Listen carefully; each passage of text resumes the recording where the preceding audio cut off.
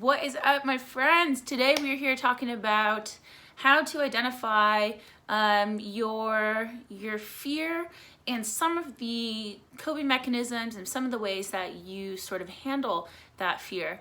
And this is sort of a tricky subject because fear can tend to be sometimes very subtle in the way that it shows up for us. And we can find a lot of different ways to justify it, to rationalize it and say that it's not fear, and to look the other way. But once we can start to identify and recognize some of those fears, how it's showing up in our body, what those fears are, and what we do to cope with those fears, so what we get out of the coping mechanism, then we can start to make some changes so that we can align ourselves and our actions and our behaviors more so with the person that we want to be, and be more aligned with taking action and doing things that are going to allow us to live our external life more aligned with who we are internally, right?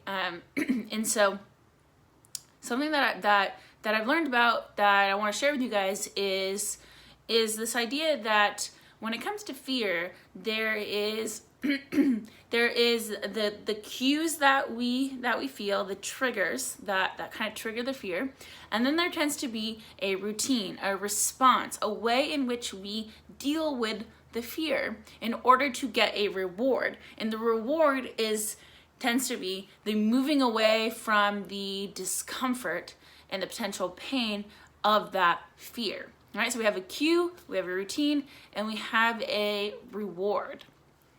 And now we might have a couple different routines and ways in which we might cope with certain fears. But in my experience, I've tend to find that there's one or two that tend to dominate the way in which we respond to fear.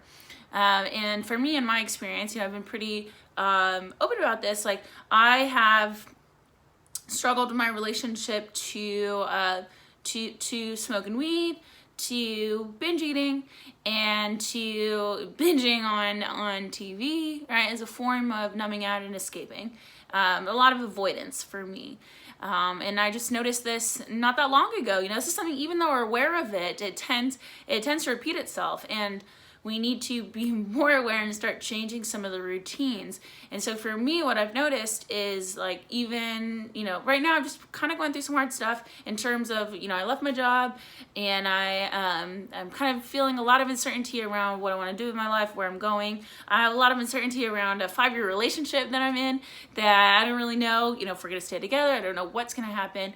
And on top of that, I tore my meniscus in my knee, and am potentially, going to get a surgery on it. So a lot of this stuff's been going on, and I've been living in my head a lot. And I went to go on this one day, like last week, I went to go and get the MRI done for my knee. And I came home, and they called me later after I did it, and they said, hey, we set an appointment for you faster because they want to see you sooner, because you potentially, it kind of looks pretty bad and you might need to get some surgery. And immediately I've got really down. I got super, discouraged. I started going totally negative and imagining all the things that this was going to hold me back from. And I just got really down. And then I started, once you get down, you start, at least for me, I start going to those victim stories, and then everything else starts piling up on top of that. Like, on top of this, I'm dealing with, the relationship. I don't know what's going to happen. I just go downward spiral. And I'm thinking to myself in my head, I'm like, I just want to smoke and chill. And I knew in my heart that wasn't going to really help alleviate the situation. But what I wanted was to feel, I just wanted to feel more certain. I want to feel more relaxed. I want to feel more self-assured, and I want to have a great relationship with my significant other. I want to have a successful career. I want to find a career that brings meaning into my life, and all these things are happening, right? And so I have to get out of the apartment. I go and actually have dinner with my parents, and that's all good and well. And I'm glad I did that. But when I came back to an empty apartment where no one was here. I was alone. It was later at night, and what did I do? I fell back into an old pattern. I smoked weed. I justified it as, hey, I'm just gonna chill before I go to bed anyways. And then I sat on the couch, started watching TV, and eventually found my way into the pantry and started to eat my feelings. And stayed up super late watching TV. Woke up the next day feeling like, man, I did it again, you know? And what I'm realizing, you know, is what I was seeking was to feel relaxed. What I was seeking was to feel at peace. What I was seeking was to feel better and to feel good.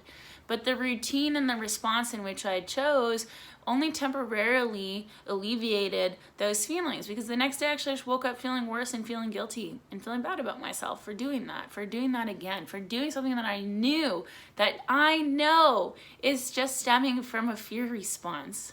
A fear to not being, that I'm worried that I'm not going to figure things out, that I'm always going to feel stuck in this way in where I am in this moment of my life. So when these fears occur, the first things we need to do is understand, first of all, what are those trigger responses in your body? What is actually happening? What's actually coming up? Like for me, there's a lot of, I feel a lot of overwhelm in my chest. You know, physically, that's what I feel. Sometimes I feel tired. I just want to shut down. I don't want to talk to anybody. I just want to be alone. There's a lot of avoidance of the things that I need to do, avoidance of the things that I want to do that I think will move me forward, avoidance of, you know, talking to people.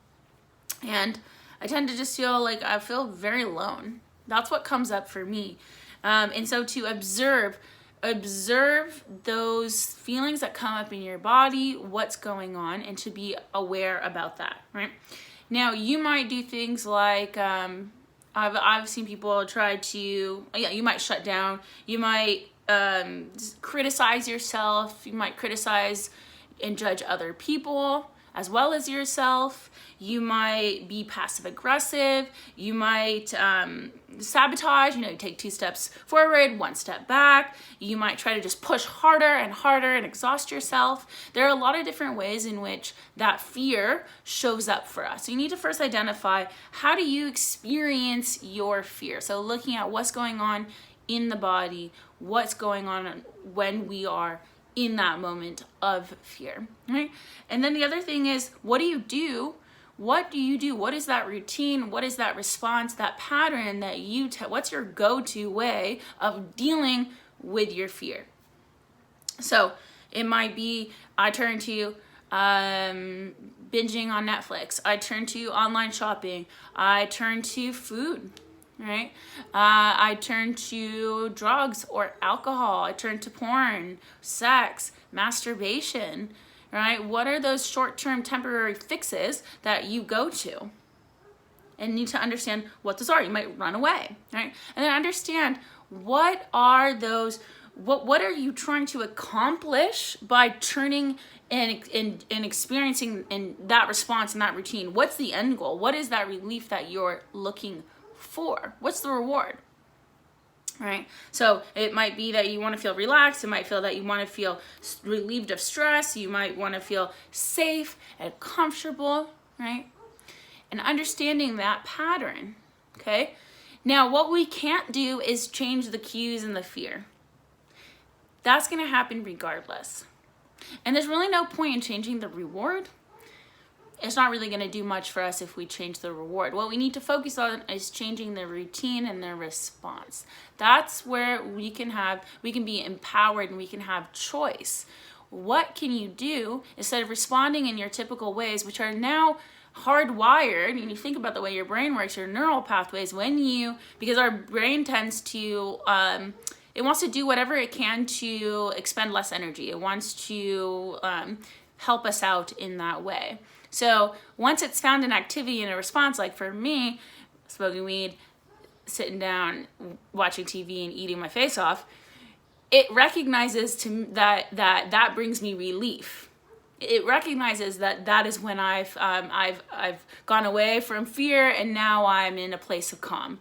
So it remembers that. So the next time I feel that fear, it goes, hey, remember what you can do. You can go and smoke weed and eat and watch TV and you're going to feel better. And so it shortcuts that.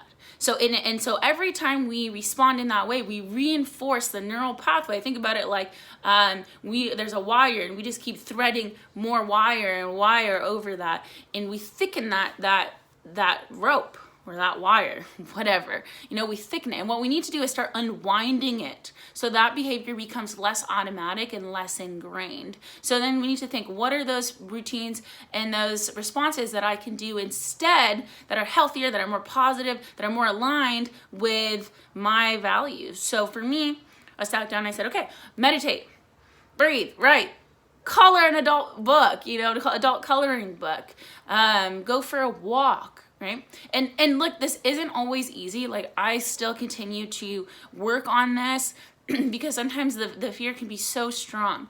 But the important thing is to recognize it and to have a plan in place where hey, these are things that I can do instead of doing that one thing.